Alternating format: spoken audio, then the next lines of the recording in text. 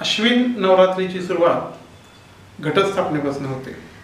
या घट बसवण्यामागचं थोडंफार विज्ञान जर बघायला गेलं तर घट बसतो म्हणजे नेमकं काय होतं, तर हा घट बसवण्यासाठी आपण आपल्या रानातली माती आणून आपल्या घरामध्ये पत्रावळीवरती ती पसरून ठेवली जाते।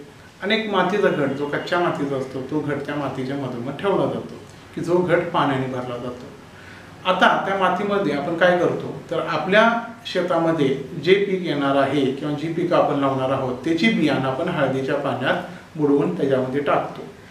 9 दिवस त्या बियाणांना त्या घटातल्या पाण्याचा पाझरण्याने फायदा होतो आणि ती बियाणं उगवून येतात। ह्या 9 दिवसांमध्ये जी बियाणं जोमाने उगवून आली असतील त्या बियाणांच्या आधारे त्या बियाणांचं परीक्षण केल्याप्रमाणे तेच बियाणं पुढे शेतीमध्ये पुढच्या पिकासाठी लावली जातात। हा घटस्थापनेमागचा मूळ उद्देश की ही शेतीची बीज परीक्षणाची प्रयोगशाळा आहे असंच समजायला काही हरकत नाही। आपल्या पूर्वजांनी जी काही वैज्ञानिक जी काही आपल्या सणांच्या मागे जो काही भाग ठेवला आहे त्याचा आपण प्रामुख्याने विचार करणं फार गरजेचं आहे।